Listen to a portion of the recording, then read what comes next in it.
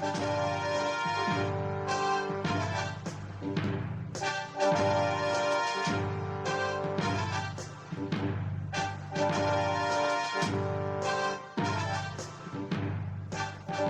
folks, thanks for joining me today on Dragon's Teeth, and at long last I'm getting round to painting my 10mm Vampire Counts figures.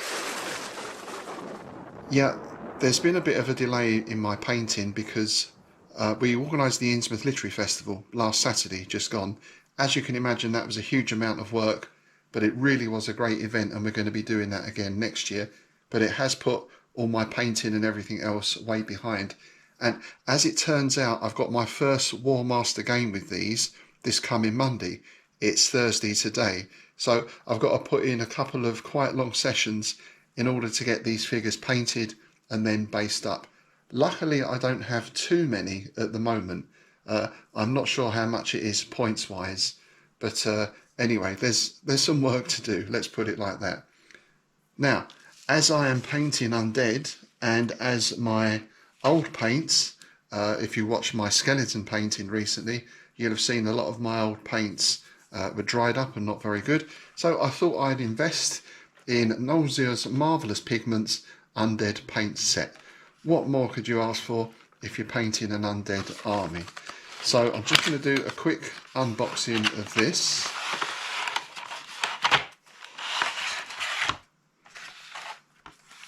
These are Army Painter paints. I got these mail order. Very nice box. And let's see what we've got inside.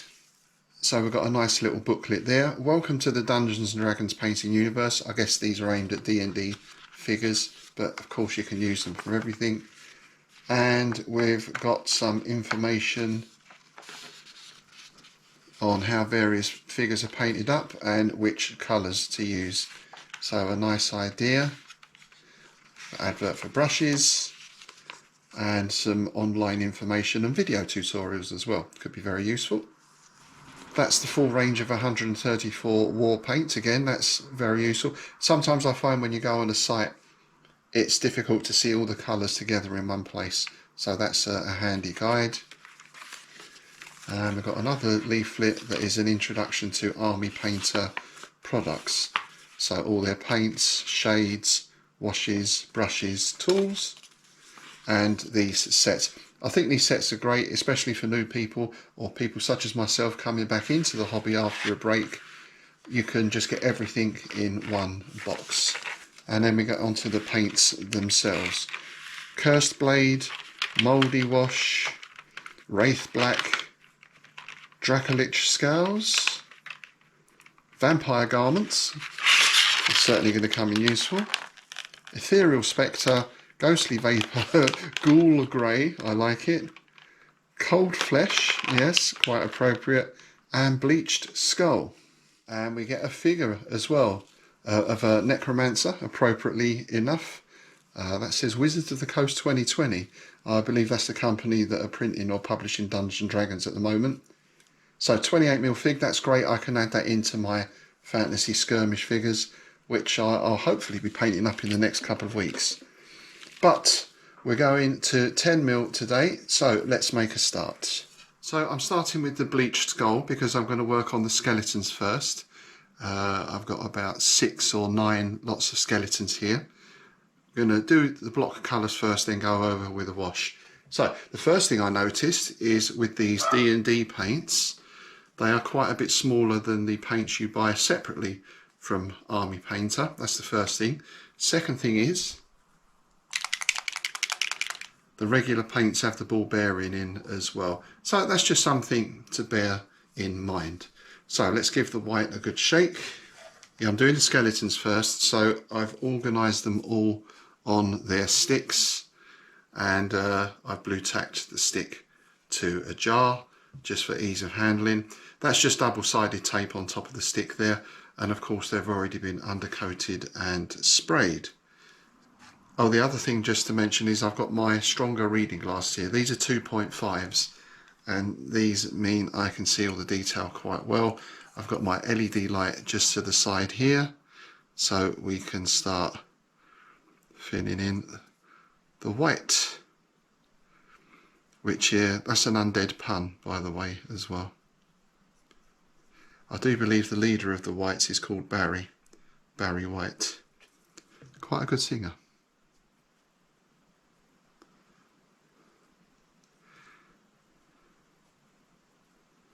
I'm using a 0 brush with quite a fine point on it, and this is going on very easily. First time I painted 10mm, so I've got no idea what to expect. There is a lot of detail on these for the size of them, so I suspect that will make painting a bit easier, because when I do the wash it should seep into all those little areas of detail. We've got one coming out of the ground as well there, which is a nice touch. I don't know if you can see that. I'll get the macro lens on a bit later. I still have this issue of when I switch the camera on with the phone, I'm using the phone as a monitor, the picture disappears off of the phone, and I can't find a setting that will work between the two of them. I don't know if anyone out there knows. If not, I'll see if I can load up the GoPro app onto the laptop and use that as a monitor instead. Hopefully that might fix that problem as well. Another thing to bear in mind when you're painting these figures, if you're painting them up for a War Master army, is that they are going to be based, and they're going to be based in rows. So you're not really going to see much of the back of the front couple of rows, because they'll be covered by the figures behind. So that's something to bear in mind as well. If you're in a bit of a rush, you could spend longer on the front than on the back. That's the first colour done on the skeletons then. Just a fairly rough white base, and I'll go over that in a moment. Next we're going to move on to our spectres or wraiths, and I'm going to try 3 main colours here. We're going to go for a ghoul grey for their shrouds. We're going to go for a ghostly vapours for their skin, and then once that's all done, I'm going to give them a purple tone wash. We'll see how that comes out. And let's squeeze out some ghoul grey.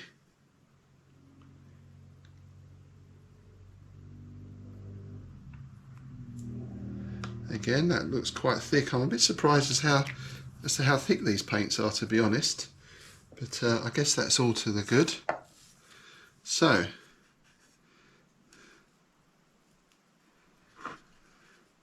and again, I'm not going to be too concerned about keeping everything in place, because we're going to be going over to pick out the detail a little later on. But this paint is going on much smoother than my old paints, which were a mixture of sort of rubbery stodge and water, faintly tinted water, to be honest. So not the best to paint with.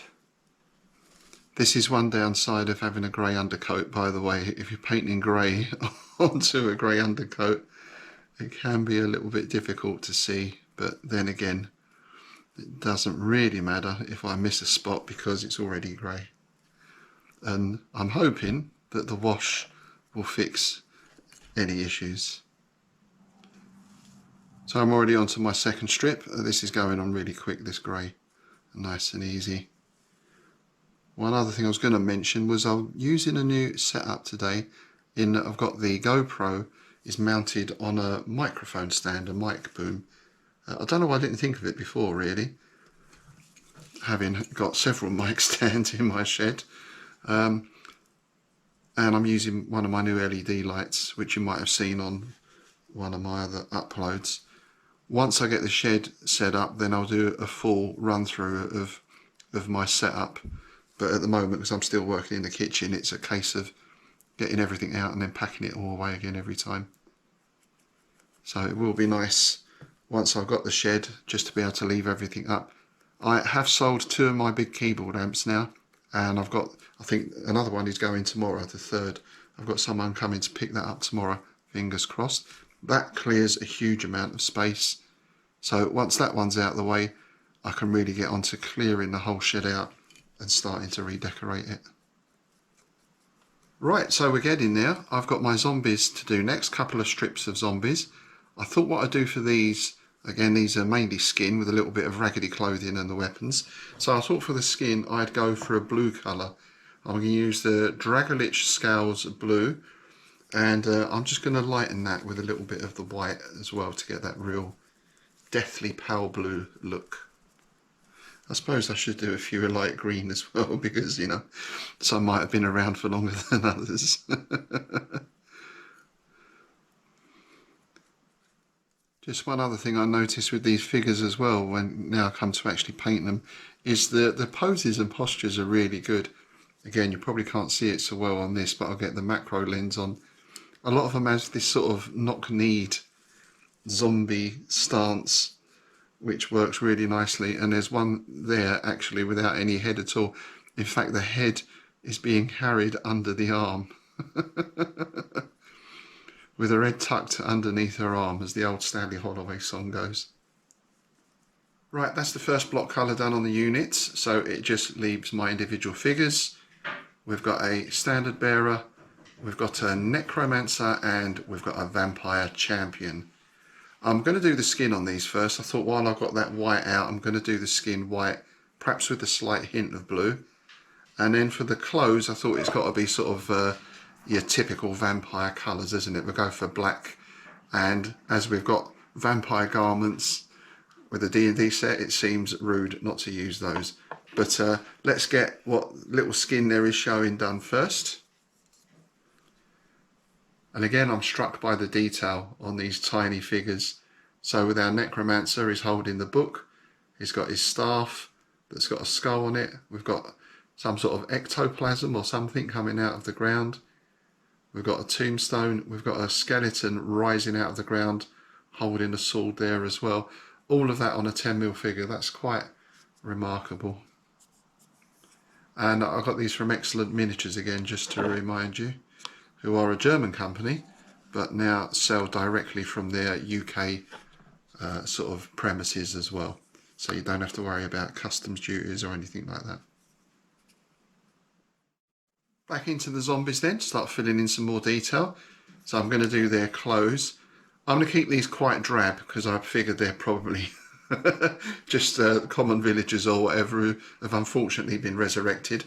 So I've got my grey and black out, and I'm going to use, this is an old paint that is alright, it's bone colour, so I'm going to use this as a kind of linen colour. So with a mix of those we should get some suitably drab garments going on.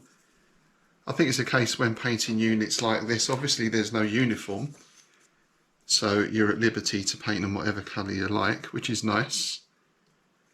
So you kind of don't want them too different, but also not too much the same as well. And of course the aim always is, what do they look like on the table? So from a distance, bright colours are always going to be muted down a bit in this scale anyway. But getting that nice range of tones in just makes them look more appealing, I think. Second time round on the skeletons then, and now I'm working brown just into all the spears and the shields.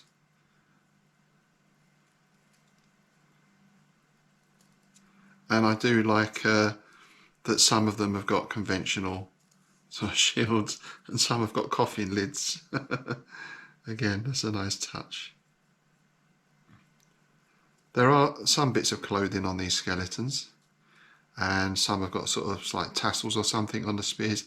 So I thought I'd do these brighter colours, maybe reds and bright greens, just as a contrast again to the drab zombies, because I figured these would have been real life soldiers, right? Some resplendent army with their banners and flags and everything else. So it makes sense to make them a bit brighter. Next step, I'm going to paint the weapons. So the spear tips, the swords and so on. And for this I've got my old coat of arms, chainmail and enchanted silver. So we'll give those a good shake. And the music I'm listening to today while I'm painting is a Nick Drake album called 5 Leaves Left. Very nice music for painting too. Of course, I can't play it while I'm recording, so I'll get hit with copyright. But I'm always interested to hear what sort of music or podcasts or what people listen to when they're painting. Or do you watch something? Do you have the TV on?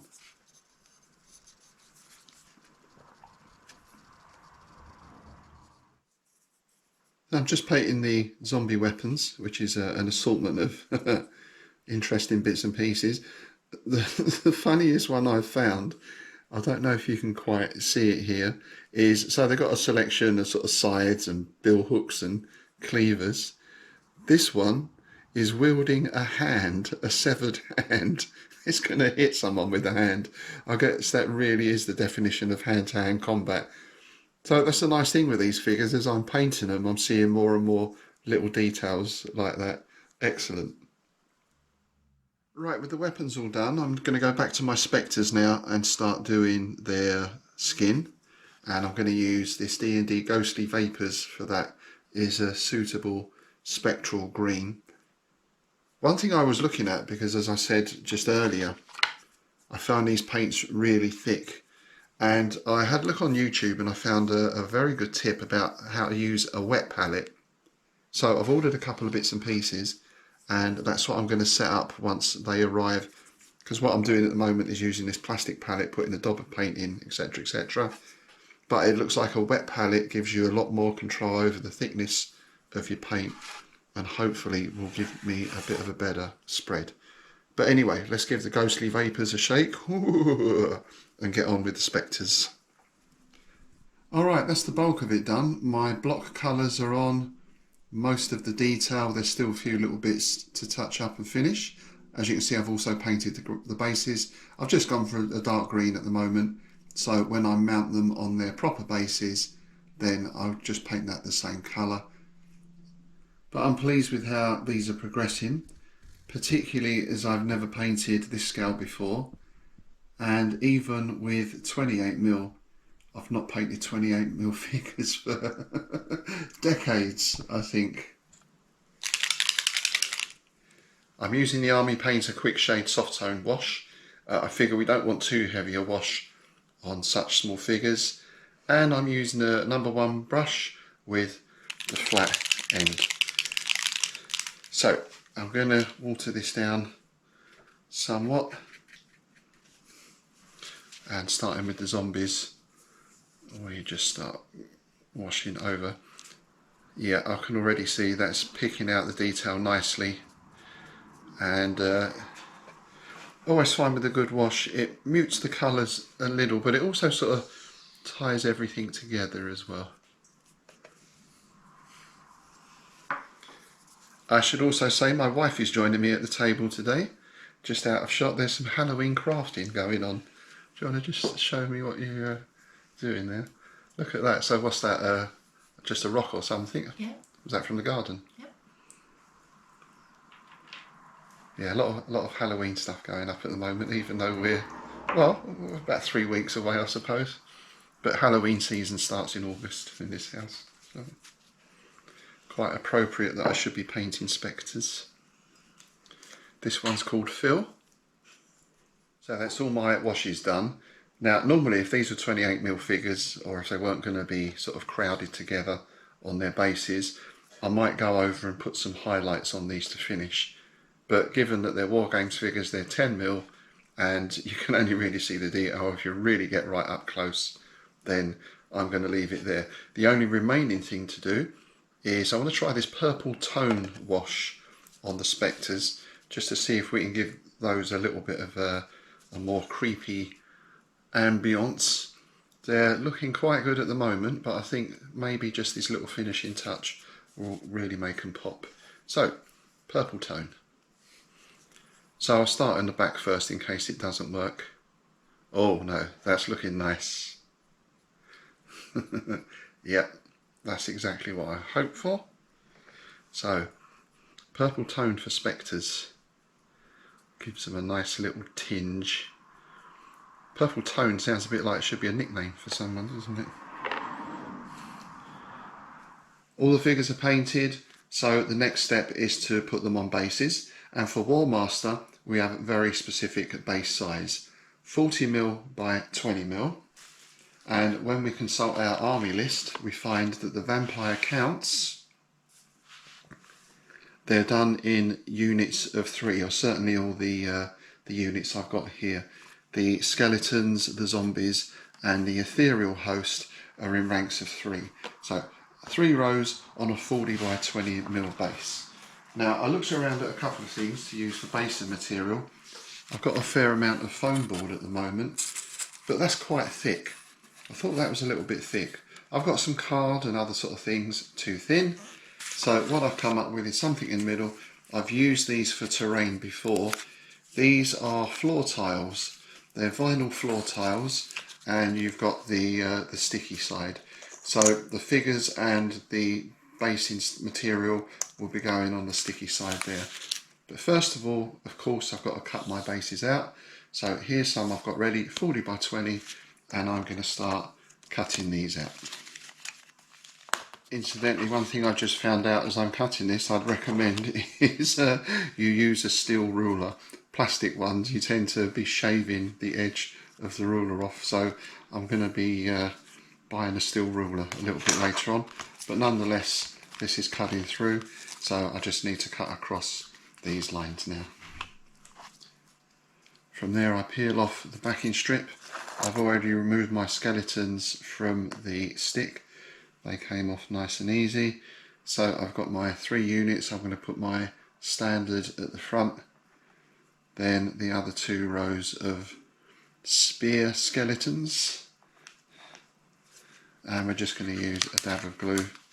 This is sticky anyway, but a dab of glue is really going to hold those in place. So the first one.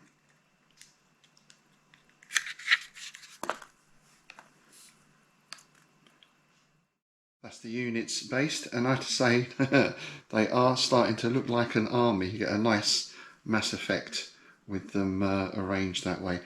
That leaves my 3 individual figures. Got my necromancer, my hero, and my general. And I just found some bases in the spares box that these will fit on nicely. These are a little bit thick, so they are going to stand a little bit above the troops, but then I figure they are command figures, right? So they should. So again, just going to glue these on, and then we'll get into putting some covering on all these bases. The standard PVA glue, put in a tub, mixed in a fair amount of water, got an old brush, and let me just mix these in together a bit, and just start adding that all around the base.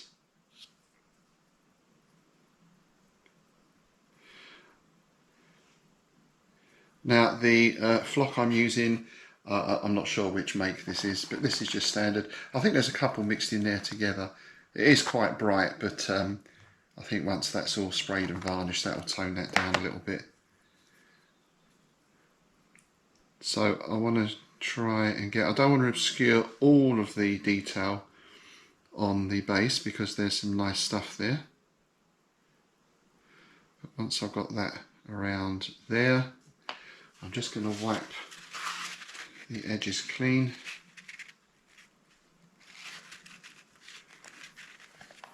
And then we'll give that a dip in. This has been standing for a while, so I probably should have just sifted this a little bit more, shaken it up a little bit more. But there we go, that's going on. Actually, it's probably best to sprinkle it as it's a little bit clumpy. There we go, then I'll just clean up around the edges. And then for our units, so I really want to get quite a lot of water in this one to let that PVA get all down between the bases there. One thing I did find, it's quite difficult, as you can see there's a little gap opening up there. It's quite difficult to press these down in order to get that glue to set, because you don't want to put too much pressure on. So yeah, you might be advised leaving this a little longer before you do the basing stage. as I said, I'm in a bit of a rush because these are going into battle tomorrow evening. So there we go. That's better. Okay, that's the first one done. There we are then, my first attempt at painting 10mm figures from Excellent Miniatures, and they'll be going into battle tomorrow evening with my first War Master Revolution game, which of course I'll film and do a report on as well. Overall, these figures were a joy to paint. There's such a huge amount of detail given the small scale. It's just a bit of a shame that with them squashed up on the bases like that, you do miss a certain amount of it. But there we go, I know it's there. They're going to look good on the table, and I'll certainly be getting some more. And as I said before, what I found with the Vampire Counts is that their units don't cost many points, so you have to have a lot of them for a 1500 point army. So I've got a lot more figures to buy and a lot more painting to do.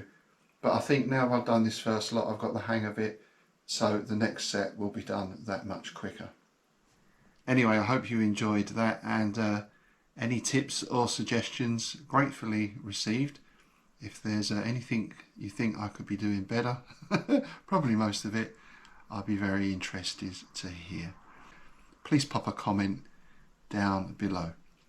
Alright, thanks again for watching, and I'll see you next time.